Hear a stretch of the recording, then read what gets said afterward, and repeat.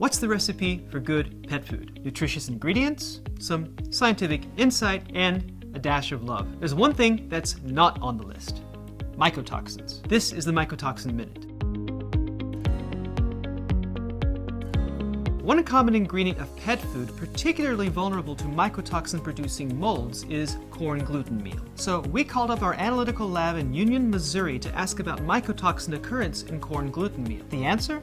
This year, we're seeing some sharp increases in zearalenone concentration compared to previous years. But wait, you may be thinking, zearalenone isn't regulated. And you'd be right, but longtime viewers will know there's an acronym we use to answer this criticism: JBINRDMIND. This means, just because it's not regulated doesn't mean it's not dangerous. Though there is no binding regulation for Zen in the US and Canada, it is still toxic. Zearalenone can cause hyperestrogenism, a serious condition that can negatively affect the health and well-being of pets and other animals. Beyond that, pet food producers know that their customers expect them to make a product of people food quality. There's a reason that we say our pets are members of the family. So what has zearalenone been up to this year in corn gluten meal? Well, to answer this question, we're looking at two important thresholds from the last 3 years: 500 and 1000 ppb. In 2018, we tested around 950 samples. 6 in 10 had concentrations exceeding 500 ppb,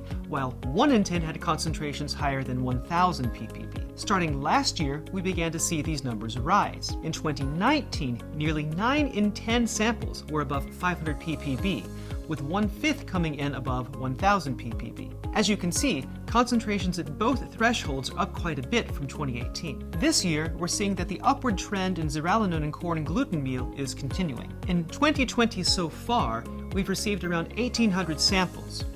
More than 9 in 10 are testing above 500 ppb. Nearly half of all samples, 44%, are testing above 1000 ppb. The average contamination of all samples confirms this finding, as you can see here. In 2020, the average sample has 1100 ppb Zen, nearly double what it was 2 years ago. So if you're concerned about mycotoxins contaminating the CGM that you're mixing into pet food, consider having a lab check it out, even if you don't have to. Bye for now.